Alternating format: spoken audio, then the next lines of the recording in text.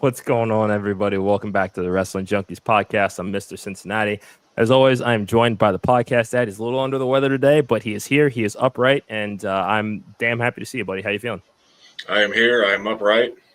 We're going to get this in. Hey, it's good to see you, my friend. Pleasure is all mine. We've found ourselves at the end of another week. It has been a busy one for the Wrestling Junkies, but thank you so much for joining us this evening. We've got two incredible guests joining us tonight, as you've seen on our social media channels. But before we introduce our first guest, a couple of quick things. As always, you can find us on X and TikTok at Junkies Pod. You can like us on Facebook, follow us on Instagram at Wrestling Junkies Pod, but most importantly, subscribe to our YouTube channel. We are on the road to 500 subscribers. We need your help to get there. Podcast Dad, the current tally, I believe, is 483. So what should our friends out there do? One person. So please tell one person if you like what we're doing. We love supporting independent wrestling. We love doing what we do. If you could tell one person to support us, that helps us support them. And we're all happy at the end of the day. So please subscribe to our YouTube channel. Yes, we absolutely love what we do here at the Wrestling Junkies Podcast. It is just one of the coolest labors of love I think that could possibly exist, and we want you along for the ride. If you love great interviews, incredible guests, and just general banter between a couple of guys that met at a beer Olympics all those years ago and decided, hey, we're going to start a fucking podcast. Come join the movement today. And while you're at it, show some love for our friends at the Main Event Wrestling Network at mainevent_net on all social media platforms. If you love great podcasts, live blogs, fan art, memes, you name it, the network has it. Incredible group of people. And rumor has it that we will be having a new podcast join. We can't say a whole lot just yet, but the rumors are a rumor. And so Podcast Dad, if there was ever time to get on it, it's time to join the Main Event Network. Right now, we're headed to the top. Please, again, follow us, support us. We love what we're doing. Yes. And where would we be without our sponsors at Gorilla Press Apparel? Remember, GorillaPressApparel.BigCartel.com, promo code WJP2024 gets you 25% off site wide, including that handsome Wrestle Sips t-shirt that the podcast dad is wearing. I talked to Will the other day, and he's got some more hat patches coming, and I cannot wait for you to see these. They're looking pretty cool.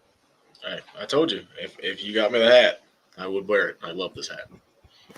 So let's go to the comments real quick. King Chris is in the house. Good to see you, my friend.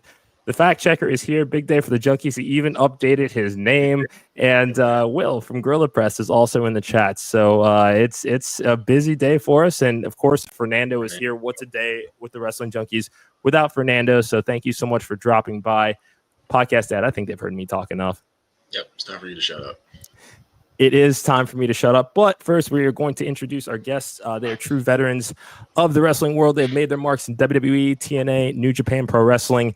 They are multi-time tag team champions, founding members of the iconic Bullet Club, and they are the legendary Good Brothers, but that is just scratching the surface.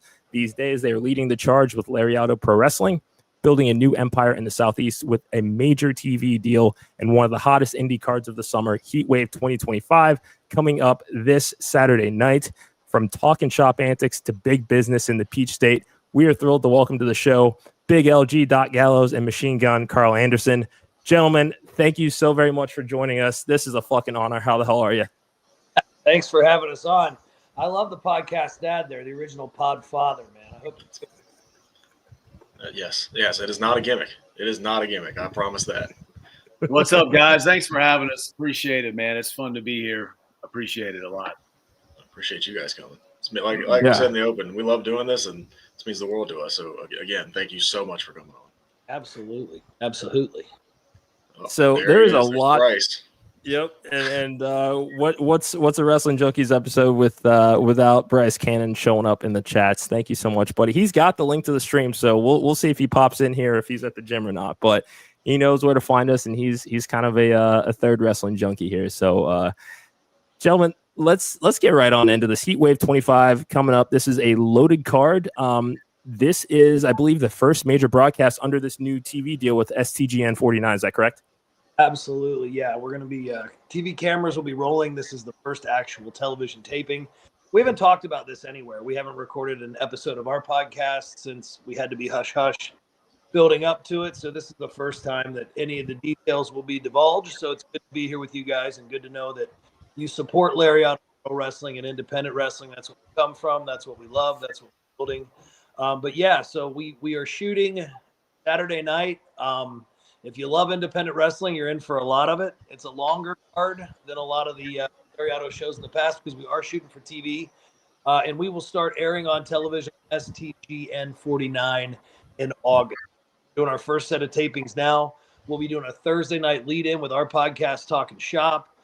Saturday nights, the Lariato Pro Show will be on STGN, what's cool about that is through the Roku channel, we're going to be available in all 50 states, all over Canada, and I believe the number right now is 33 countries. So we're blessed to have that. That's amazing because the accessibility to it, we've been lucky enough to build a fan base around the world, and it's cool that they'll get to see, kind of our vision and what we're doing.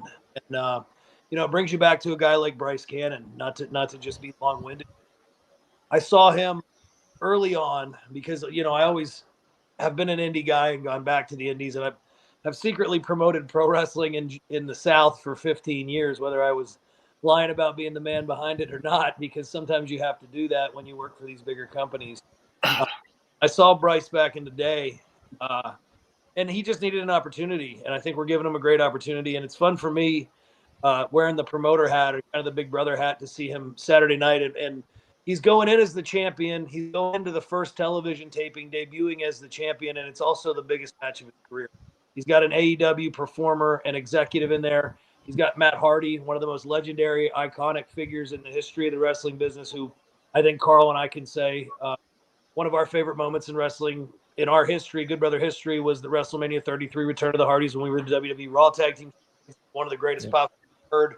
So I think it's really cool. We're going to get to share that with Bryce. And that being said, Bryce has to pass the test. We've delivered him on a silver platter. Rooting for him. Let's see how he does.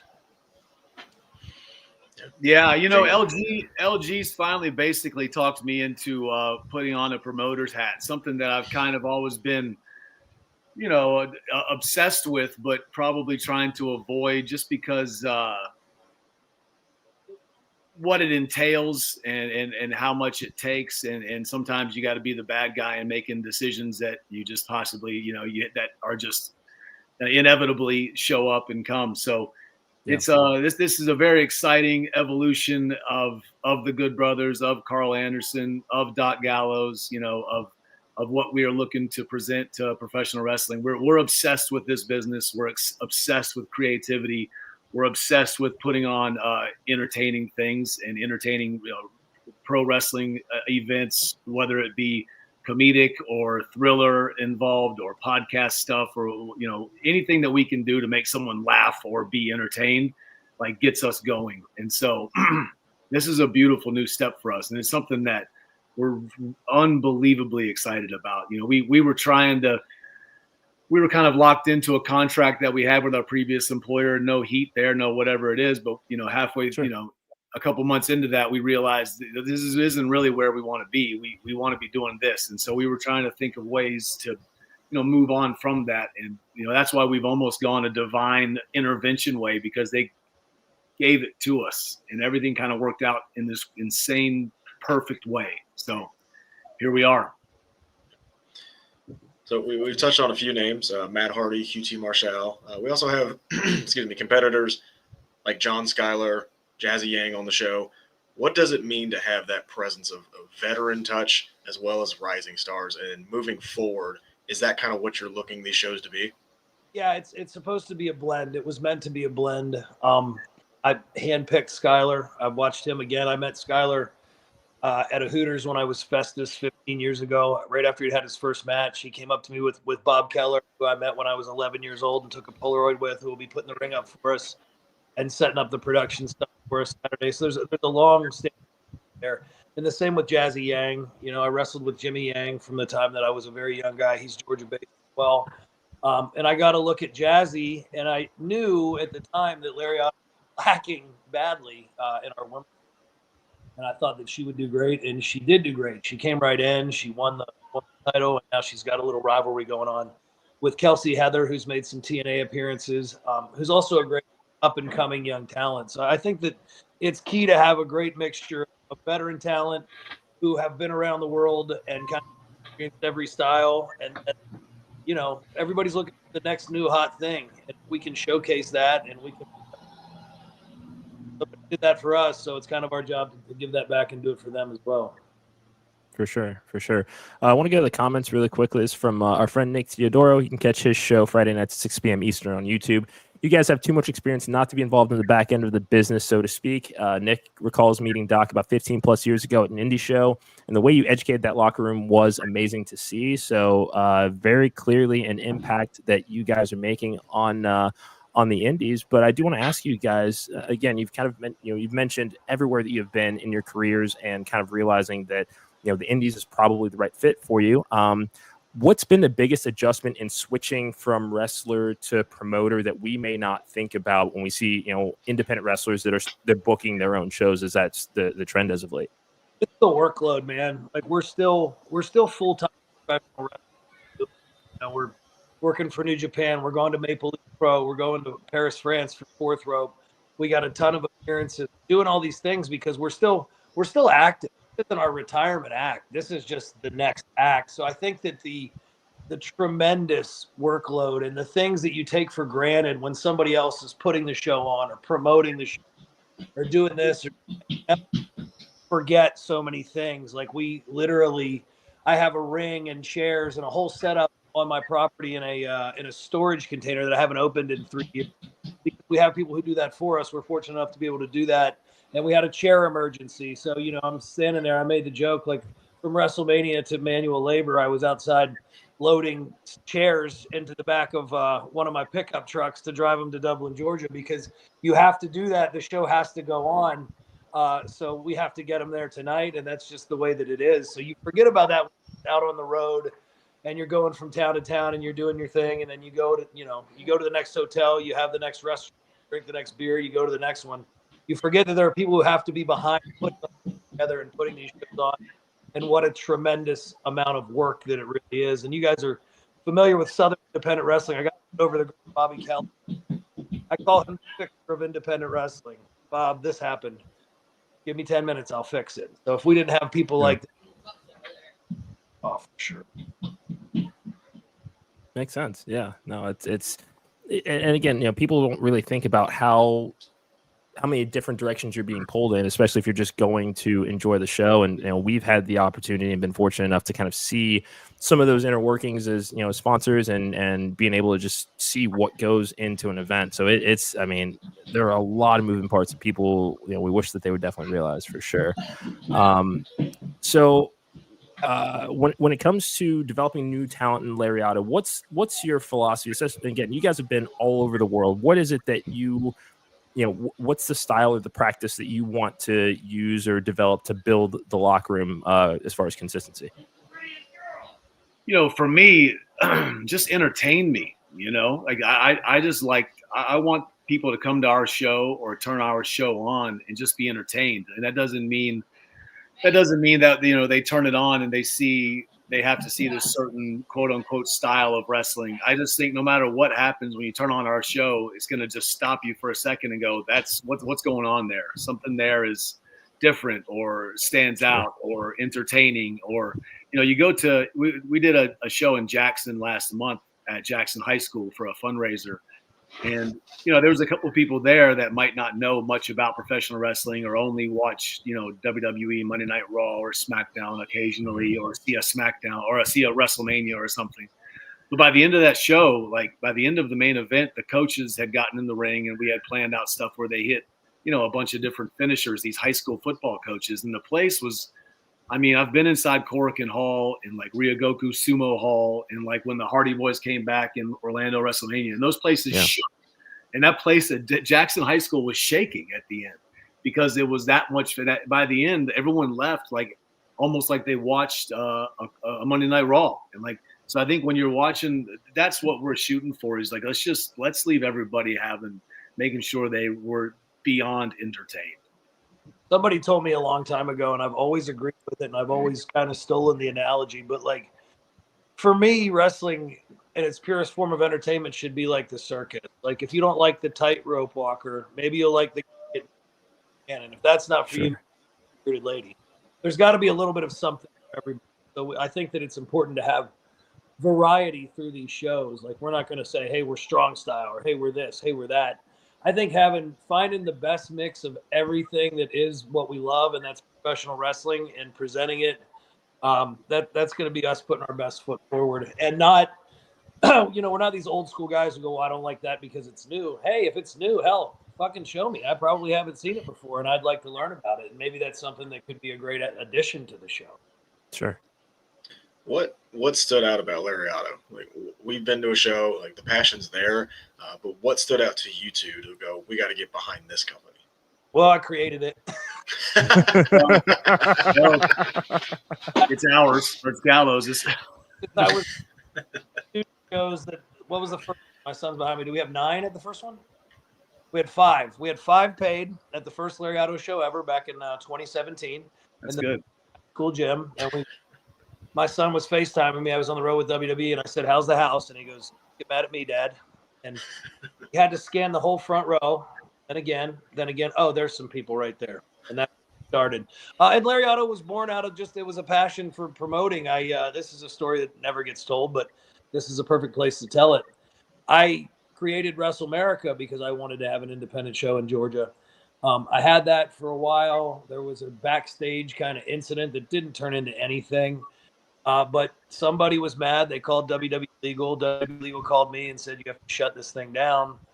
And I go, why shut it down? Somebody else can run it. So I sold it on, and I'm happy for those guys that Wrestle America is still a good independent here in Georgia that runs to this day. But out of that, I had my school, and I went, well, they're not going to know if I just make something else up and start running again. And that's what I did. I've promoted in South America. I ran my own show in Africa. So it's just not being afraid to go out and try it and do it. But we got to a point where I knew that Lariato was growing, and I know we were putting out a great product. And I got great partners in Laser, Chris Johnson and his wife Jessica, that have steered the ship while we've been away. And I've kindly been, behind the scenes being Oz a little bit. But this was the opportunity. And I knew when March 1st came and we had that show with JBL, and I got to be there and feel it again. I went to our little people. I was off. That was a lot of fun. But when I saw the reaction in March, I was like, man, we're on to something. And that, I knew that it was time to step up and take it to the next level. So it was just kind of, us going out and searching for what's that platform going to be? How do we do it? And we have another content partnership lined up as well, too, that we haven't talked much about yet. But I think we have an opportunity to deliver some great pro wrestling with Lariato Pro, some great stuff with Shop, to write another Talking Shop Mania and do Talking Shop Mania 3, of course, here in Georgia. So I'm a Georgia guy, and I love Georgia wrestling. So we've got Ben in the comments. He was a Festus fan, thinks that the gimmick had legs. No joke. It was unique as hell. There was legs for sure. I get we do. I was getting questioned about it at the Wrestling Con in St. Augustine. And a lot of people want me to go like, man, I hated that. I'm so embarrassed by it. But I didn't hate it. It was an opportunity to get on TV. It wasn't. I thought I was going to have big muscles and long blonde hair and a cool robe when I was 9. It didn't work out that way to start. But it was a great way to get established on TV and get comfortable, because the character stuff was always easier for me. Mm-hmm. I was a green wrestler. I wrestled Kane on pay-per-view at 22 years old. So it all happened really fast for me. I was doing Festus at 23. But as long as the bell would ring and you could go crazy and beat the shit out of people and then wait for the hot tag and blow an exciting comeback, fuck, it was a pretty easy gig, man. And it connected well on the live events and at the house shows, because it was really easy for kids to understand. And in that 2007, 2008, 2009, 2010 era, there were a lot of kids watching, a lot of Hardy Boy fans, a lot of Batista fans, but kids got what Festus was. So we would all great mid-card reaction to the song, and then when the bell would ring and then the comeback. So, I didn't hate it at all. I didn't look my best. I don't think the ladies were oogling over Festus, but other than that, it was pretty fun. So you did mention, Talking Shop Mania potentially on its way back. How do you see that intertwining with Lariato, and any talent that you think can contribute to that? And what does that vision look like for you? Yeah, if you watch Talking Shop Mania 1 and 2, there's lots of Lariato Pro stars doing cameos. Absolutely. I think it's got to be crazy. It's got to be completely nuts. And we have a couple ideas conceptually that are completely different than the last two, and probably even weirder. I'll let Machine Gun expand on that. Yeah, no, we're in the middle of writing it. It's just we keep changing on how it's gonna, is it gonna be cinematic? Is it gonna be fully cinematic? Is it gonna be half cinematic, half live? Is it gonna be all live? And we kind of keep going back and forth on how we want to do it, because how cool would it be to just what if Talking Shop Mania 3 is live from the Hammerstein Ballroom? How cool would that be, right? Or is it going to be is it going to be a 2-hour movie, where people get shot and come back to life and they go to space, or who knows what we do? I mean, like a full-blown theatrical experience. We're just trying to think of how, and we're going in all renditions of what we want to happen, so it's so much fun. Like we love to create, right? So being able to have this opportunity to write Talking Shop Mania, where we can do insane things, that aren't real, and we can make it and bring it into this wrestling thing that there's a lot planned. It's a lot in our heads, and it's going to be exciting. I'll tell you this, like, we've rewritten the open about 5 times. Wrestling, as we all know, it ends, or if nothing else, is pretty red hot right now. But damn, they're giving us, if you're in the parody business, you are getting some good fucking ammunition right now. There is a lot to make fun of, and I way with a wink and a smile. But yeah, I got some ideas. I've had nuclear heat before, so I guess we'll get some. So, like, promoter hat, wrestling hat, and a director hat, writer hat. Like, how are you both being able to balance all of this at the same time, or is it just, I'm going for it, we're gonna do what we can? It's insanity. I just my wife and I just opened a chiropractic practice in Locust Grove, Georgia. I've always dabbled in real estate on the side. I got 4 kids, he's got 5. It's insanity. The house is insane. So I have to go back outside and check on these new ring steps as soon as I get done. Yeah, but I think the one thing that keeps, even when I've gone through personal issues, like even when I first started wrestling 20 years ago, whatever it is, no matter what, for some reason, pro wrestling has always just kind of brought me. It's always just kind of centered me. It's something I've always been able to fall back on, even before I made any.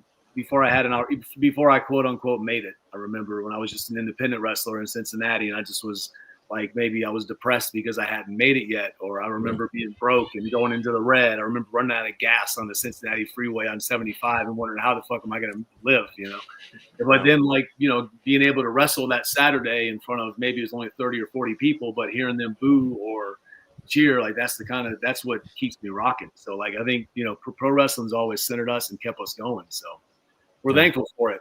We never got into golf, so our job's always been our hobby. We've just been lucky enough to have it be our job for 2 decades. That's all. Yeah. Still love it. Like, sorry, go ahead. I just said we still love it like we did as kids. That's why it's create it and still be a part of it. Yeah. That's a good feeling. And Carl, I know you've been coming back from injury and kind of getting back into ring shape. How are you feeling these days? Everybody, especially in the chats here, are rooting for the return. And how you feeling? How you doing? Yeah, no, thanks for asking. 100%. I've been wrestling I moved to Cincinnati from North Carolina 25 years ago, and then I had my first match 23 years ago in front of 50 people in a kind of garage in Cincinnati, Ohio. And I've never had, I've been beat up and I've been hit. My nose has been popped with forearms 70 times, 80 times probably. It's been broken and unbroken and back straightened and then crooked again. But I've never had an injury. I've never had to have surgery. No. And so this was the first one, to the point, it happened a couple of months before I finally said something about it, because I just thought it would get better. I just thought it's fine. It'll just probably. Sure. And so I just, I worked for 2 months with a blown out rotator cuff. And, a couple times when just a couple different moves, I realized this is really, really painful, And so I think having to tell the doctor about it was the hardest part, just having to admit that I think something's wrong with it. So being my first surgery was the weirdest thing, but maybe just because I've kept myself in some kind of shape through the years of just being able to I've just always worked out and always done something, and I'm good. I mean, I'm 100%. I'm ready to rock and roll now. And I think everything's happened for a reason. Like, it's crazy that, I mean, I was perfectly ready by the time, our 90 days was up. New Japan Pro Wrestling perfectly had a show in Ontario, California. Maple Leaf had a show. We red-eyed directly to Toronto. I mean, we've been busy every weekend since. I've been able to take a weekend off to watch my kids play baseball. It's beyond been. I'm not the most religious person in the world. I'm not, but something weird has happened in the last, I don't know, in the last 3 months. It's all been happening too perfectly. So something's working. I like it. I want to get the comments here for a little bit. For another one from Nick, possibly dumb question. What's easier, learning basic Japanese or adjusting from New Japan to WWE style? Well, that's a good question, because learning basic Japanese is that is pretty. It's pretty easy. I mean, and the best thing though is that the Japanese people, they speak English, they speak broken English. They're just smart, kind people. They try to learn English, so like even if I never learned a little bit of Japanese ever, they would be able to just talk with us. I'll say it was a bit of a curve for me going from New Japan Pro Wrestling to WWE, and it wasn't so much the wrestling, because wrestling is wrestling, right? There's going to be a good guy. Yeah. There's going to be a bad guy. There's got to be a shine. There's got to be a heat. There's got to be some sort of comeback. There's got to be some sort of finish, right? Of back and forth fighting for who's going to win this thing. But I wasn't particularly I wasn't prepared for some of the political climate in WWE, because I didn't deal with that in New Japan Pro Wrestling, and so it was something that just kind of threw me for a loop at first. And there's nothing really, no special circumstances to really speak about. It's just, in New Japan Pro Wrestling, they say, hey, Carl Anderson, you're winning this match. Great. It's over. WWE, sometimes it's a whole different ball game that can go to a whole different, can take a whole snake's ride up the ladder to a different ladder to this ladder. And it comes back different from what you were just told. And you're like, what just happened? I wasn't fully ready for that. That's the only difference, that, the in-ring is in-ring, For sure. We've got. I hope that answers the question. Sorry. No, it's okay. What's your opinion on people saying New Japan is a struggling company? I think they're definitely in a rebuilding phase. I'll say that. I think that they got cleaned out. Some of the big stars got a little older. Some of them moved on to different places. Some of them wanted to come to America, and I think they're back at a grassroots level. And Carl can speak on this, because he was there. Even I came right at the very, very beginning of Bullet Club, but before they got to Bullet Club, it was kind of doing the same thing. So he can probably speak on it. But I think that it's definitely a rebuilding phase, and I feel like they know the time to build stars is probably. Yeah, I think New Japan Pro Wrestling is going to be fine, right? I think COVID really hurt pro wrestling, especially in Japan, because the government was so stiff on them with running live shows. And I think it's hard for people to kind of understand that they weren't Japanese wrestling fans weren't allowed to cheer until January of 2023 at the Tokyo Dome. Oh, wow. That's 3 years after. I think did AEW go on the road? I remember, was it in? I know fans were allowed to cheer in 2021, so it's a couple years after. I mean, they weren't allowed to cheer. They weren't allowed to audibly make noise. They had to clap and learn how to cheer through just their hands. So they're obviously, it's going to be a rebuilding moment right now. But, and again, if when people say that it's struggling, like, where do they get that information from? Sometimes if you just say something, stuff gets out there, So I would always be careful with listening to that, because I know that the inner workings and behind the scenes, they're still working just fine. Yeah. Yeah, absolutely. I mean, and that's the thing. I mean, one thing that we absolutely love is that there is such a variety of wrestling and so readily available because of the internet, because of technology, that you can find just about anything that you could possibly want to watch. So, I think that there's a little bit of hyperbole in the IWC when it comes to that, just because things kind of evolve and may not look as they once did in the golden era. But I do want to follow up. Carl, you made some headlines last week talking about WWE and TKO and their wave of releases. And I think it's safe to say that just about every wrestling fan was shocked to see Ron Killing's return at Money in the Bank last Saturday. I want to get your reaction to that, because this was a release that took everybody by surprise, and it wasn't the only release of that weekend, but the fan voice and the fan support of R-Truth led to this return. And I just want to get your thoughts on the company, acquiescing to this demand for a guy like R-Truth, or Ron Killings, I should say. I think everyone has to be a little careful with just be careful with believing everything as well. Nobody really truly, you can say this was true, or this was true, or that was a work, or this was a shoot, or none of us really know. And no matter what, they're going to tell you what they're going to tell you whatever they want to tell you really happened.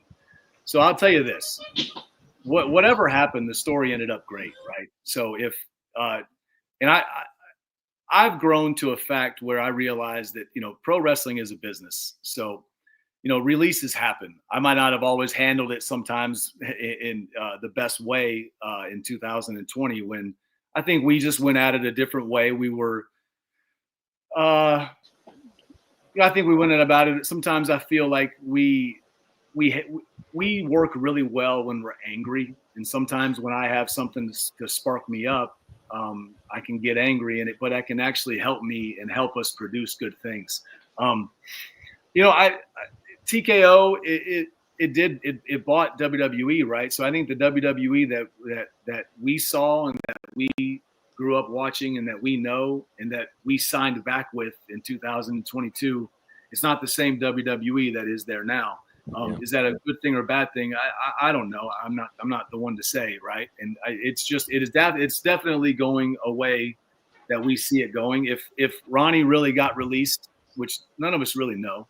And if Ronnie really got brought back because of fan noise, which none of us really know the truth of that either. I think that's amazing, and it's great to what we all know what Ron is. Ron's a superstar no matter what, and a beloved one at that. Yeah. We had just saw him in the Charlotte airport 2 weeks ago and took a selfie with him. Like we love Ronnie. So if it's the truth, that's great. And if it's all his storyline, it's great. And no matter what it is, I just love that Ronnie got a moment and is getting a moment now, because he is more than just a comedic character. He's a phenomenal worker. He's a phenomenal articulating human. And he's an entertaining guy, babyface or heel. And so I'm glad that he's getting an opportunity to do this, no matter what the truth is with whatever it is. I will say this, is we love R-Truth. We've always loved R-Truth, and he always writes us back. And I did ask him his booking fee for Lariato, and he didn't respond. Take that where you he knows it's too high for us. All right, as we kind of wind down, Heat Wave 25 this Saturday, June 14th. What can fans expect from this new era of Lariato Pro Wrestling? Like, what are we in for? What is your vision for this new era? Never seen Lariato Pro Wrestling. I want you leaving thinking it's the best damn independent show that you've seen. And we love independent wrestling, but I want to take independent. It's all wrestling. I want this to be a great wrestling show. And for me personally, like, being behind every one of these things, I know looking at everything on paper, I have the biggest budget ever. We have the biggest pre-sale ever. We seem to have the most hype we've ever had. We had a hell of an announcement today with this television deal. So I think Lariato is going to go to new heights. And, we kind of feel like if you're with us, we love you and we're going to bring you all the way. And if you're against us, fuck off. We're going no matter what, That's the way you have to see stuff. So we, like he said, we always swing back, and this is us back in a big way. And I think it's us swinging back, but also being able to contribute to the wrestling business in a positive way. Put a little different spin on the content that you see, and showcase some really, really great talent in Georgia and around the world, because you're going to see different stuff coming out of this. You're going to see different themed matches. You're going to see different styles. We're going to bring in all kinds of stuff that you maybe don't see normally here in Georgia. And I think that the challenge of creating that's going to be a lot of fun for us. And I hope that it transfers to the viewer and to the fans. Front row sold out, ringside sold out. There are some general admissions left available. www.thelpwg.com. Get your tickets, come out, hang out with us. It's a family-friendly event. Bring grandma, bring the little kids. It's going to be a hell of a good time. You see the Good Brothers in action. You see that great triple threat main event. Matt Hardy versus QT Marshall. Your very own Bryce Cannon. TNA's John Schuyler will be taking on Chase Emery. We got former NXT star Bull Dempsey will be in action. Zicky Dice with us. He'll be in action. I just watched a hell of a promo that he cut for it. So I'm getting ramped up.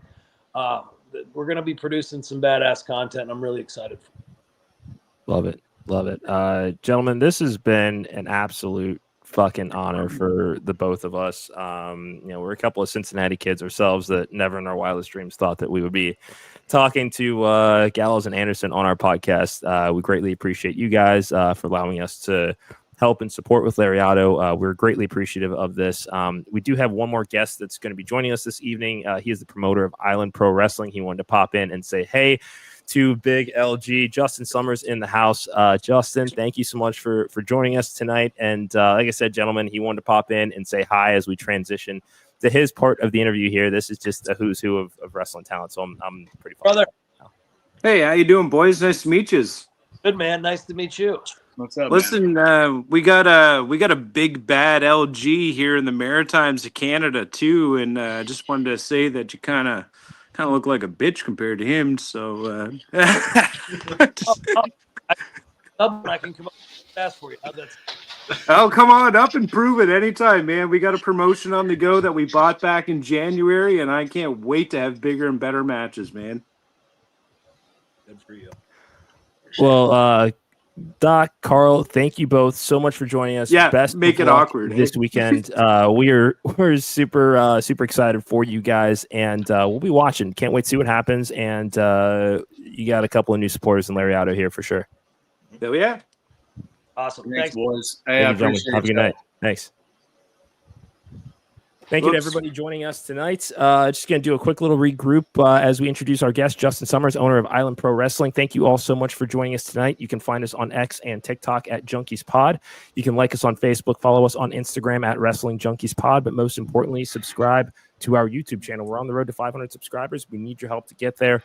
Podcast data, I believe we're at 485 right now. If everybody watching this show right now heads over to our channel and subscribes, we crushed that goal. So show a little bit of love for the Wrestling Junkies podcast. But let's regroup here.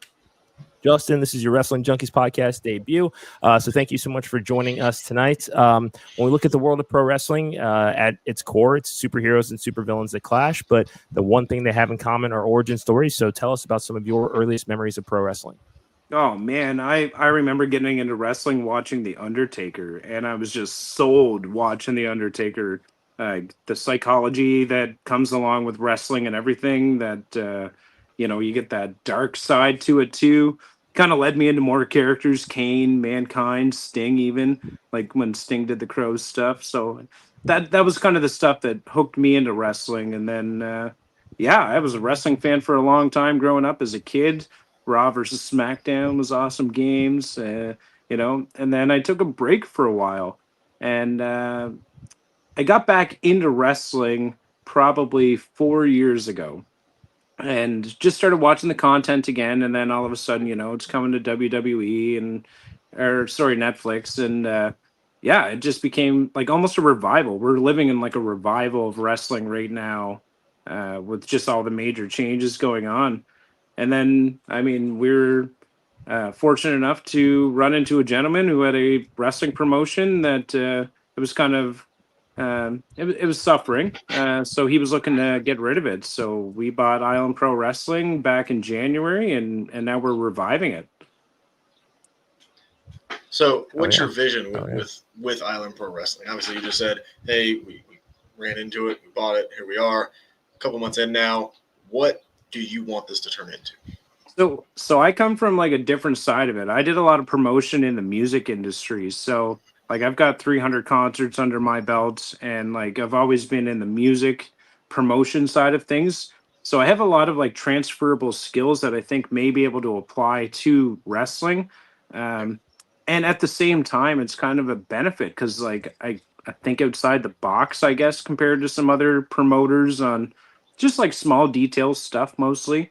I don't know if you guys got the chance to see our highlight video from our event on Saturday there, but we pump a lot of production behind our product here. Yeah. Yeah, no, it's and I'm a very big fan of the production style. And then also what I wanted to ask you about is you guys stream exclusively on Twitch. This time around we tried more than just Twitch. We set up the Streamlabs to send it out to YouTube and Facebook as well. And we had over 23 people join us and watch our product on Saturday online. So it exceeded my goal. I thought it was a great online following to take in our event. Moving forward, we plan to continue to build that online wrestling community. And with that, like, how do you see that strategy moving forward? Obviously, you said, hey, we're streaming different spots, different things. As far as like marketing, everything like that, how are you guys planning on growing this? So we did the first initial show back in April, and I just kind of wanted to do a proof of concept. I wanted to see, hey, can we stream a whole event without the damn thing crashing on Twitch? And I mean, as the boys were talking about before, your previous guest, Sir Gallows, during COVID, there was a lot of like tough times. And as we all know, WWE ended up having the facility and still producing their products during the pandemic. But originally they were gearing up to move to Twitch. So that was going to be their way of reaching the markets when the network television wasn't working. So Twitch kind of geared up to accept that kind of a product. And we're kind of just taking what they have initially built and trying to springboard it along. Building the online community is important, not just for us as a promotion, but for the talent that we're trying to expose here too. Because there's a lot of talent in the eastern parts of Canada that don't normally have opportunities in other promotions around the world. So ultimately, we're just going to continue doing high-end production stuff and keep pumping it out to the masses as much as possible. And I don't know, a future goal of mine would be to be recognized by like WWE ID or something like that, where they could come and maybe scout some people at our events. And I thought it's a pretty cool goal, but baby steps, right? We've got 2 shows down, we got 2 more planned for this year, so it's going to take a little bit of time. Yeah. For you talk about building that online presence for those live in attendance. What can they expect from an Island Pro Wrestling show? Like, what would you sell them on? So the biggest thing is a high-end production. Like a lot of the talent that we have, like we had pyro, we had smoke geysers, we got lasers. Like there's the whole setting the room atmosphere and really putting a good production behind the wrestlers. Not having them, set the ring up beforehand, tear the ring down. Like I know a lot of promotions make the guys like pay their dues that way by, just being involved in that sense. But we got a whole ring crew. We set it up. We staged the events to make sure that we're capturing good angles. We got 3 or 4 different angles. Just making sure to take all the stress off the talent so that they can focus on building good quality storylines, because we're trying to really rejuvenate storylines into wrestling. I find a lot of people have kind of lost that for a while. You don't really buy into a storyline as much as you used to, I guess. But just continuing to build storyline and letting the talent go in there and perform and not have the stress of anything else on their back. Yeah, no, that makes sense. That makes sense for sure. So as we kind of wrap up here, tell us a little bit about what's left on the calendar for you guys in 2025. Where can everybody find you on social media? How can they get invested in Island Pro Wrestling and what you're doing? Yeah, 100%. IslandProWrestling.com is where you can go. That's we're at Island Pro Wrestling on all our social medias. We have 2 more events planned for this year. The last one we did on Saturday was the initial starting to our heavyweight championship tournament. I thought it was important to make sure that to crown a new champion, because we stripped both champions whenever we bought the promotion, right? So we're kind of going through the rebuild phase now. And I thought it was important to do that over 2 events instead of just cramming it all into one, because it gives us that opportunity to build the storyline for people to grab onto and Yeah, so we'll be finishing that up on our next event, September 6th. We were able to secure legendary Canadian icon, no class Bobby Bass, to be coming to our show as well. There's like a maritime feud over the legitimacy of who's using the term no class on their name. So we got legend and icon 76-year-old Bobby Bass coming out to give the younger generation a little bit of grief before he hangs the boots up. And then in December, we're going to be moving on into more storyline stuff. So it's been fun the whole time. Yeah, that's fantastic. Yeah. Well, Justin, thank you so much for joining us tonight. Cannot wait to see what you guys do next coming up in September. Best of luck this summer. Yeah, appreciate you guys having me on. Thanks. No problem. You take care. Thank you to Justin Summers. Thank you to Machine Gun Carl Anderson. Thank you to Doc Gallows, and thank you to everybody that has joined us tonight. This is one of our favorite episodes. I think that this is going to go down in Junkies history. So thank you to everybody that has joined us this evening. We ask you one final time as we prepare to wrap up here. Are there any final thoughts you have on AEW Dynamite from last night that we should talk about? Mr. Cincinnati, I love you. However, oh boy, the sickness is rising. If you understand what that means. Yep. So all right. we'll break down AEW. But guys, I apologize. I am under the weather. Please follow us on all of our socials. YouTube is such a big thing, so we can continue to do cool stuff like interview the Good Brothers. That was an amazing thing. That's one of those picture self moments that, like Eric said, I never thought I would ever be doing. Greatly appreciate them for giving us that opportunity and letting us sponsor Lariato. But please subscribe. It helps us so we can continue to help independent wrestling, the lifeblood of pro wrestling. If you love pro wrestling, support your local independents. Yes, I could not have said it better myself. Podcast Dad, I hope you feel better soon. Thank you to everybody that joined us tonight.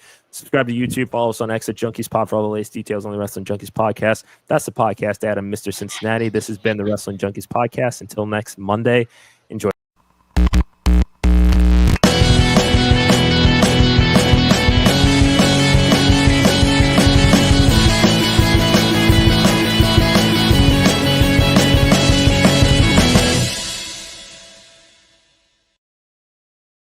Go puke. I don't